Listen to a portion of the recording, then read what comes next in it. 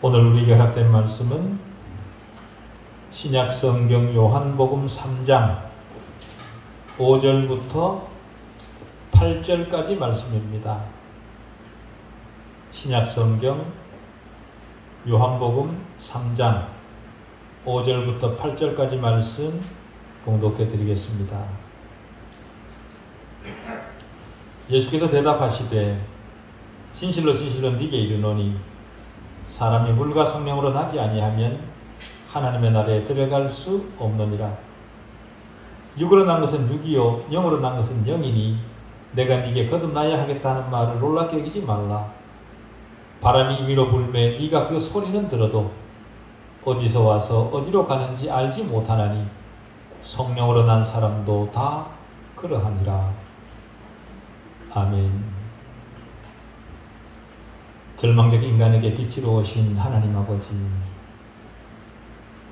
타락한 본성을 향해 나아가는 우리를 멈춰 서우시고 다시 말씀 앞으로 부르셨습니다. 인간의 높음에 관한 지식을 전달받는 시간이 아니라 인간의 지극히 낮음에 관한 지식을 전달받는 시간입니다. 우리 본래의 자리를 확인하는 말씀 되게 해주십시오. 인간의 부패와 타락, 그럼에도 불구하고 그 인간을 포기치 않으신 하나님의 무한하신 사랑을 거듭 확인함으로 하나님 앞에서의 내가 누구인가를 확인하게 해주십시오. 범죄하지 않는 것이 불가능한 존재가 바로 나라는 사실을 다시 확인케 하사 하나님을 다시 붙들게 되는 말씀 되게 해주십시오. 그리스도 밖에 있는 인간의 본질이 그리스도 안에 있다고 말하는 나에게도 여전히 발견되는 것은 아닌지 점검하는 말씀 되게 해주시옵기를 우리 주 예수 그리스도의 이름으로 기도하옵나이다. 아멘. 스스로 그리스도인이라고 생각해서 그리스도인 흉내를 내면서 하나님에게 복을 구하고 영적 진보를 이루겠노라고 나름 애를 쓰지만 사실은 그리스도인으로 출발조차 하지 못한 탓에 혼란에 빠지는 사람들이 교회 안에 종종 있습니다. 그런 사람들의 공통적 변명은 교회를 다녀도 별 수 없더라, 그렇게 말을 합니다. 그들은 스스로 만들어낸 상상에 근거해서 교회를 다닌 거죠. 다시 말해 종교행위와 기독교 신앙을 구별하지 못했던 니고데모의 오류를 답습하고 있는 겁니다. 그래서 지금까지 계속해서 제가 강조했던 것이 거듭남을 스스로 점검하고 확증하라는 것이었습니다. 지난번에도 말씀드렸지만 거듭남 속에 들어있는 영적 모든 의미를 다 이해해야 된다는 것은 물론 아닙니다. 종교는 인간의 이해 안에 충분히 들어오는 것이어서 그 형식과 절차를 그대로 지킬 수 있지만 거듭남은 그 자체가 기적적이고 초자연적이고 신성한 영역에 속한 것이기 때문에 그 영적 의미를 다 이해할 수 없습니다. 주님은 8절에서 그것을 바람이 임의로 불매 네가 그 소리는 들어도 어디서 와서 어디로 가는지 알지 못하나니 성령으로 난 사람도 다 그러하니라, 그렇게 완벽하게 말씀하셨습니다. 거듭남을 경험해 본 사람은 거듭남은 신비라는 사실을 압니다. 이 신비를 분석해서 인간의 하찮은 이해력 안으로 끌어들이려는 다양한 시도들이 있지만 그런 시도는 시간 낭비일 뿐입니다. 그렇다고 거듭남이 비이성적이라거나 이치에 어긋나는 일이라고 생각해서는 안 됩니다. 인간의 이성을 넘어서는 것이어서 인간의 이치에 맞지 않는 것처럼 느껴질 수 있겠지만 하나님의 이치에는 전혀 문제가 없습니다. 성경은 우리가 새 생명을 얻고 거듭남으로 그리스도인이 된다, 그렇게 말을 합니다. 사람의 능력으로는 우리가 새 생명을 받는 것이 불가능하게 여겨질지 모르지만 하나님은 얼마든지 우리에게 하나님의 생명을 전가시켜 주실 수 있습니다. 하나님은 새 생명을 공급해 주시고 새 생명을 받은 자들로부터 영광 받기를 원하십니다. 하나님은 우리에게 영광 받기를 원하신다는 그 사실을 아는 자들이 영광 돌리는 그것을 형식화하고 의식화하고 율법화한 것, 그것이 바로 종교입니다. 종교는 기독교 신앙의 가장 큰 원수입니다. 진리의 이름으로 진리를 왜곡시키고 신앙의 이름으로 기독교를 종교화시켜버립니다. 현대교회 안에도 종교가 침투해서 그럴듯한 모습으로 자리를 잡고 진리를 망가뜨리고 있습니다. 아니, 오히려 종교가 주인 노릇하고 있는 그런 형국입니다. 비극이죠. 현대교회는 종교 행위를 진행해주는 하나의 기관이 되었습니다. 하나님에게 영광을 돌리는 것처럼 보이는 종교 행위를 대행해주고 교인들은 교회가 행하는 그 종교 행위를 통해 하나님에게 영광을 돌렸다고 생각합니다. 그 행위에 참여하는 것으로 교인들은 죄책감으로부터 벗어나는 겁니다. 그 종교 행위를 근사하게 치루어주면 그것으로 감동을 받고 그렇게 받은 심리적 감동을 은혜라는 단어로 포장해서 거짓 은혜를 안고 돌아가도록 합니다. 미리 기획한 형식과 절차를 완벽히 소화하면 그것으로 하나님에게 최고 영광을 돌렸다고 생각을 합니다. 그렇게 거짓 행위에 속고 있음에도 불구하고 그 일을 계속 반복하는 이유는 생각 없이 독실하기 때문입니다. 참된 신앙과 참된 그리스도인에게 가장 해로운 것은 종교를 의지하는 태도입니다. 우리는 종교와 기독교 진리를 구분해야 됩니다. 그것을 구분할 수 있는 분별력을 가지라고 하나님이 주신 참 생명의 특징에 대해서 계속해서 말씀드리는 겁니다. 생명은 반드시 겉으로 드러납니다. 드러나는 그 특징을 가지고 자신을 점검해 보면 내가 가진 것이 종교인지 참신앙인지 구분할 수 있습니다.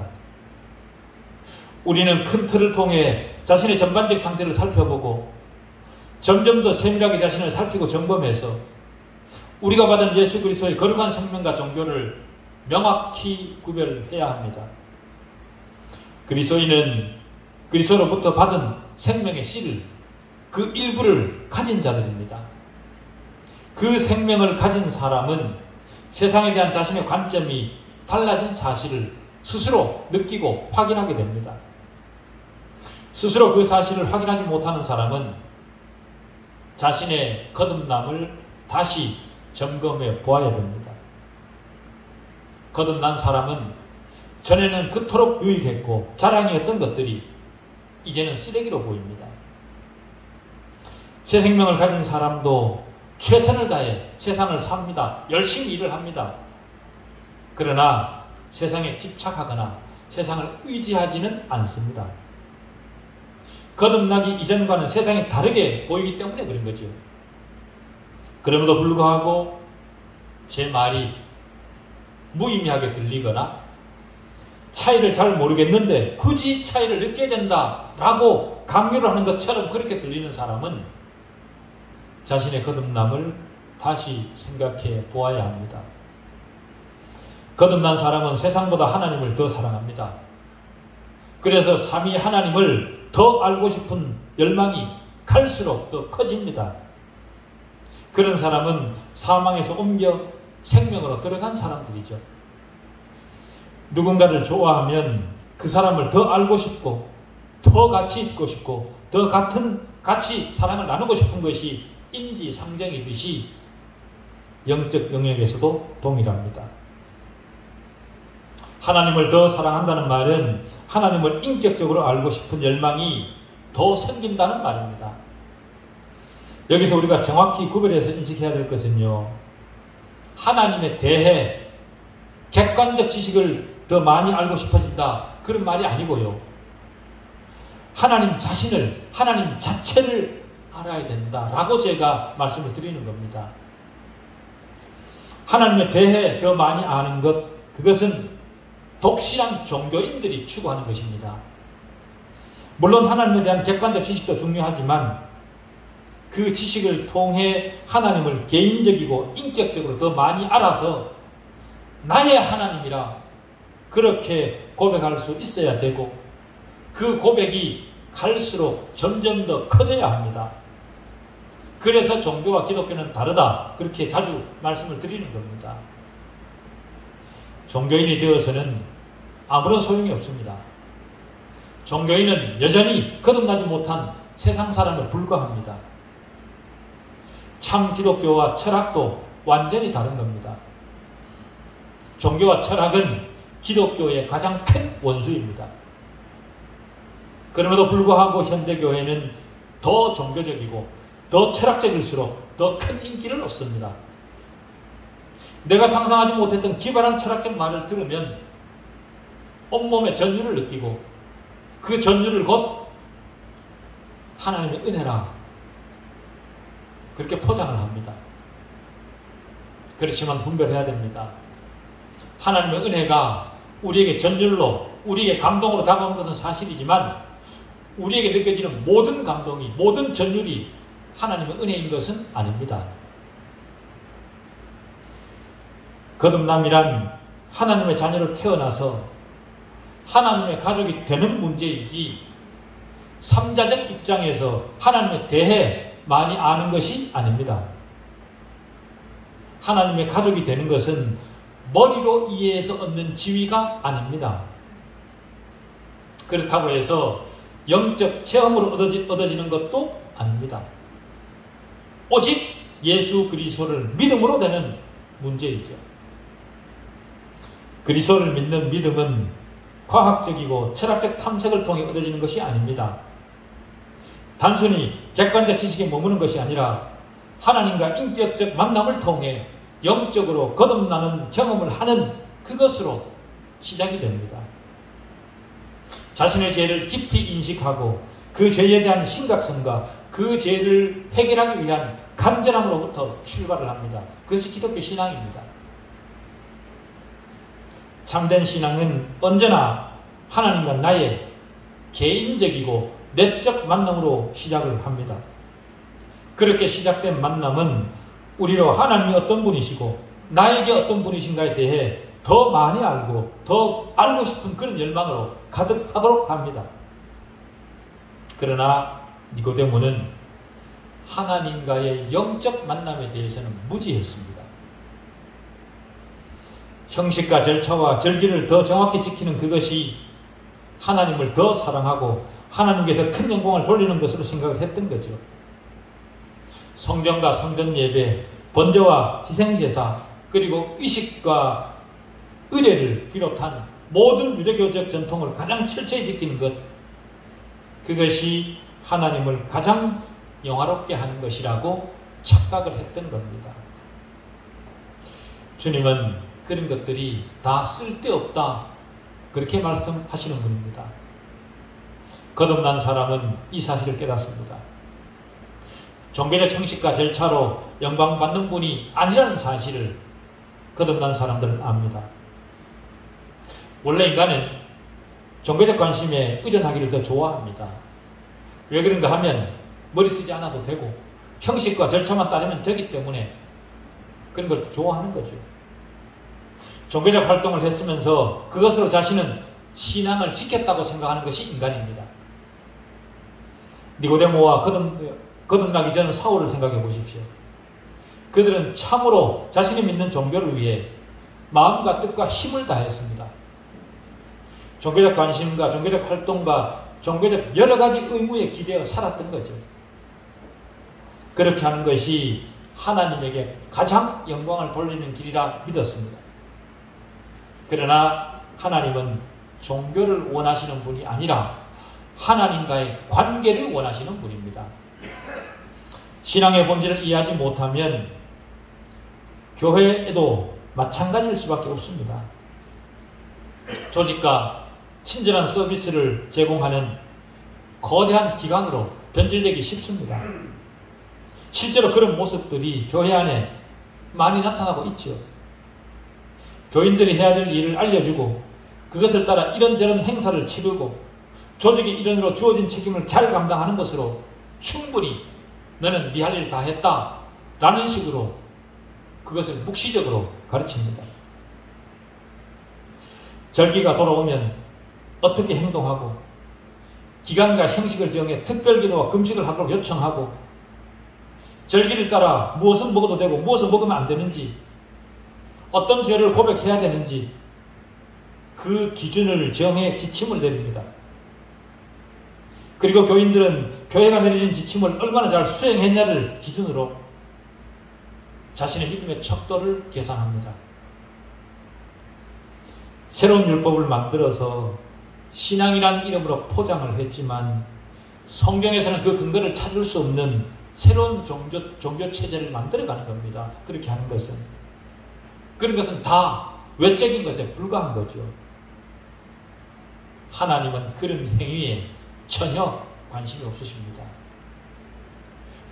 많은 사람들은 교회가 정해준 그런 절차와 행위를 자신이 잘 감당하기 때문에 자신은 좋은 그리스도인이라 그렇게 믿습니다만은 슬피 울며 이를 갈 날을 맞이하게 될지도 모른다는 사실을 기억해야 됩니다.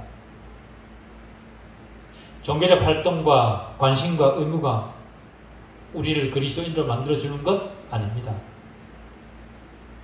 하나님의 참된 자녀는 그 사실을 간파하고 본질을 붙들기 위해 애를 쓰죠. 거듭 말씀드리지만 그리스도인은 독실한 종교인이 아닙니다. 형식과 절차를 무시하라는 것은 아니지만 그것과 비교될 수 없는 것이 바로 하나님과 내 자신의 내적 관계라 그 말입니다. 하나님은 우리를 종교인으로 부르신 것이 아닙니다. 물론 외적 교회에서는 눈에 보이는 교회에서는 일정한 형식과 질서와 절차와 제도가 반드시 필요합니다. 그러나 그런 것들은 거듭난 그리스도인의 신앙을 위한 보조적 수단들이지 기독교 신앙의 본질이 아닙니다. 기독교 신앙은 복잡한 절차와 형식이 아닙니다. 기독교 신앙을 제대로 이해하고 나면 기독교는 모든 것을 단순하게 만든다는 것을 알게 됩니다. 인간이 만든 복잡하고 번잡스러운 절차로는 하나님에게 영광이 되지 못합니다. 성령의 기름 부음과 능력의 임함을 통해 하나님과의 인격적이고도 내적인 관계가 형성되는 것, 그것이 가장 중요하고 하나님도 원하시는 것이 바로 그것입니다. 그렇다고 신비주의적 체험을 해야 된다라고 말씀드리는 것은 결코 아닙니다. 하나님을 아는 내적 지식, 그것이 가장 중요하다. 신학과 교리가 분명히 바탕이 되어야 되지만 하나님을 참으로 아는 것, 그것이 정말로 중요하다라고 말씀드리는 겁니다. 기계적 종교 체제의 노예가 되어서는 안 됩니다. 그것은 죽은 종교에 불과합니다. 성경을 벗어난 목사의 개인적 주장과 혹은 그의 견해, 생각 이런 것들은 쓰레기에 불과합니다. 그가 아무리 좋은 말로, 아무리 멋들어진 말로 연설을 하더라도 그것은 연설일 뿐 설교가 아닙니다. 우리 신앙은 성경으로부터 도출된 신학과 교리에 철저히 지배적이어야 됩니다. 물론 거듭나지 못한 상태로도 신학과 교리에 관심을 가질 수 있습니다. 그러나 거듭나지 못한 상태로 신학과 교리에 관심을 가지는 것은 종교체계에 불과합니다. 기독교적 관점이 자신의 취향에 맞는다고 생각하고 취미삼아 신학서적을 읽고 그것에 대해 토론하고 논쟁하기도 합니다. 그렇게 함으로써 자신의 문해력은 높일 수 있을지 모르지만 하나님의 생명과는 무관합니다. 거듭난 사람은 신학적 지식 자체가 목표가 아닙니다. 그러나 목표에 바르게 도달하기 위해서는 신학적 지식도 반드시 필요하죠. 성경이 증언하는 살아계시고 인격적 하나님을 제대로 만나기 위한 수단으로 신학적 지식이 필요한 겁니다. 참으로 거듭난 사람은 하나님이 주시는 복이나 체험보다 하나님 자신을 인격적으로 아는 것에 더 간절합니다. 물론 그리스도인이면서 체험이 없을 수는 없습니다. 모든 그리스도인은 체험을 하게 되어 있습니다. 그러나 그런 것은 하나님을 알아가는 과정에서 부수적으로 얻어지는 선물이지 본질은 아닙니다. 선물보다 중요한 것은 선물을 주신 분이죠. 선물, 즉 복과 은사의 차원에서만 관심을 가지는 사람은 영적 성장을 하지 못합니다. 아무리 오래 교회를 다녔어도 그런 사람들은 오직 날뛰는 것에만 관심이 있을 뿐입니다. 하나님의 생명을 받은 사람은 복과 체험도 함께 받게 되어 있습니다.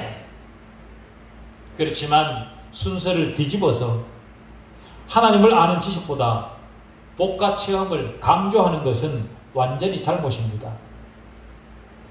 하나님의 복을 받는 것보다 하나님 자신을 알고 싶어 하는 것이야말로 생명의 표지이고 성장의 표지입니다.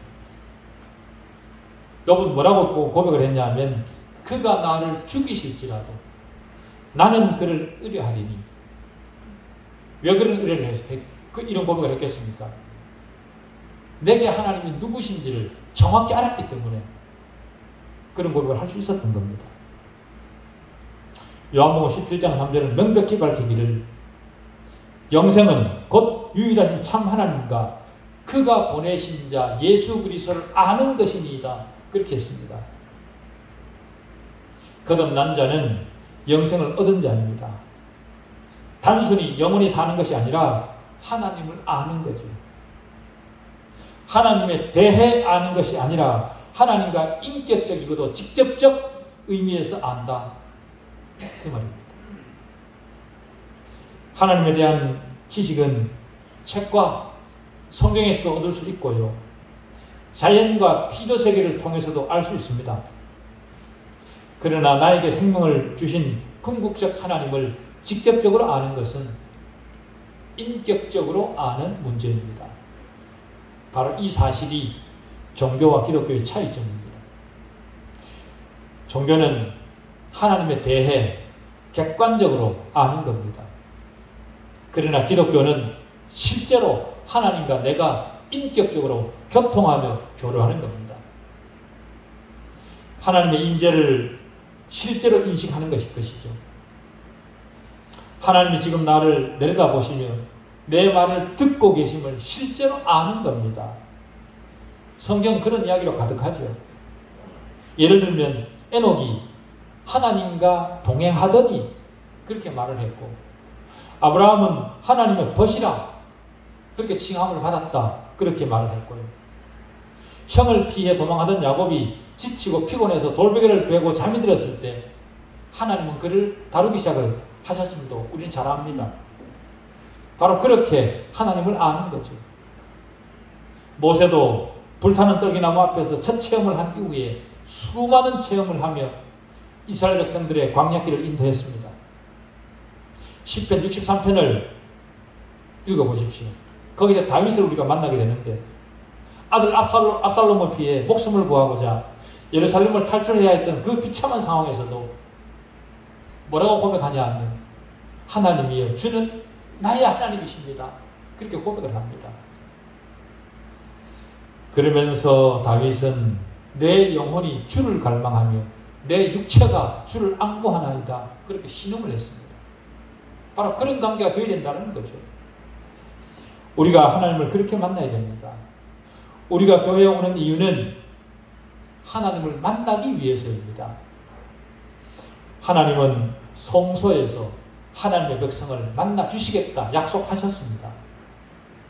하나님이 지금 나에게 현실적 도움을 주신다는 확신을 얻는 것이 중요한 것이 아닙니다. 오직 하나님이 지금 나의 하나님이신 것을 아는 것, 그것이 가장 중요합니다. 그런 하나님을 만나면 하나님을 간절히 찾고 열망하게 되어 있습니다. 시편 84편 같은 것을 돌아가시면 반드시 읽어보시기 바랍니다. 그런 갈망은 우리 영혼 안에 하나님의 생명이 있다는 증거이죠. 사도 바울은 빌립보서 3장 10절에서 내가 그리스도와 그의 부활의 권능과 그 고난의 참여함을 알고자 하여 그의 죽으심을 본받는다, 그렇게 말했습니다. 하나님을 아는 지식에서 누구보다 탁월했던 사도 바울입니다. 그럼에도 불구하고 자신은 하나님을 온전히 알지 못한다, 그렇게 고백을 합니다. 사도 바울이 간절히 추구했던 것이 바로 하나님을 온전히 아는 겁니다. 사도 바울이 추구한 것은 이론적 지식이 아닌 경험적이고 영적이며 내적으로 하나님을 온전히 알기를 바랐던 겁니다. 하나님을 알면 알수록 자신은 점점 더 하나님을 모른다고 생각을 했습니다. 그래서 사도 바울 속에 있는 하나님의 생명이 하나님을 직접적으로 더 알고자 하는 열망으로 가득하게 했던 겁니다. 생명은 같은 생명을 찾게 되어 있습니다. 생명 아닌 것에 만족하지 않습니다. 죽은 종교에 관심이 없습니다. 하나님을 온전히 알고자 하는 간절한 열망, 그것이 새 생명을 가진 궁극적이고 최종적 증거입니다. 하나님을 진정으로 알고자 하는 사람은 책으로 만족하지 않습니다. 책을 통해서도 어느 정도의 도움을 받지만 거기에 머무르지 않습니다. 여전히 채워지지 않는 갈급함을 느끼고 직접적이고도 즉각적인 의미에서 하나님을 더 알고 싶어 합니다. 그런 열망이 거듭난 사람에게는 반드시 있습니다. 마치 자식이 부모를 아는 것처럼, 그리고 부모와 인격적 교제를 나누는 것처럼 하나님을 그렇게 알기를 원하는 겁니다. 거듭난 사람은 그렇습니다. 거듭난 사람은 삼위 하나님을 더 온전히 알기를 열망합니다. 이미 주신 체험에 감사하지만 거기에 만족하지 않습니다. 물질적으로 영적으로 자기 삶에 주신 모든 복들과 징표에 대해서는 감사를 드립니다. 그러나 눈에 보이는 복들로 만족하지는 않습니다. 그것보다 더 갈망하는 것, 심지어 성령의 은사보다 더 갈망하는 것은 인격적이고 직접적으로 하나님을 아는 겁니다. 하나님의 자녀로 수많은 세월을 성장했음에도 불구하고 여전히 선물에만 관심이 있는 그런 영적 어린아이들이 있습니다. 마귀는 그런 사람들에게 체험과 은사라는 것을 선물해서 그것으로 미혹을 합니다. 그리고 더 이상 하나님과의 관계를 깊은 관계로 나가지 못하도록 그렇게 방해를 하죠. 마귀는 거의 모든 것을 위조할 수 있습니다. 체험도 은사까지도 위조를 할 수 있습니다. 그렇지만 인격적으로 하나님을 알고자 하는 간절한 열망만큼은 위조할 수 없습니다. 신학이나 교리에 관심을 가지게 할 수도 있고 그것을 더 알도록 부추기까지도 할 수 있습니다. 그것이 마귀입니다. 그러나 그것보다 더 중요한 것은 아버지를 찾는 아이의 간절함 같은 그런 열망입니다. 그것이 거듭난 그리스도인의 특징이죠. 하나님을 향한 열망, 그 열망을 만들어낼 수 있는 분은 오직 하나님 한 분뿐입니다. 그 하나님을 직접적으로 더 알아가기 위해 애를 쓰시는 남은 신앙 되시기 바랍니다. 기도하시겠습니다.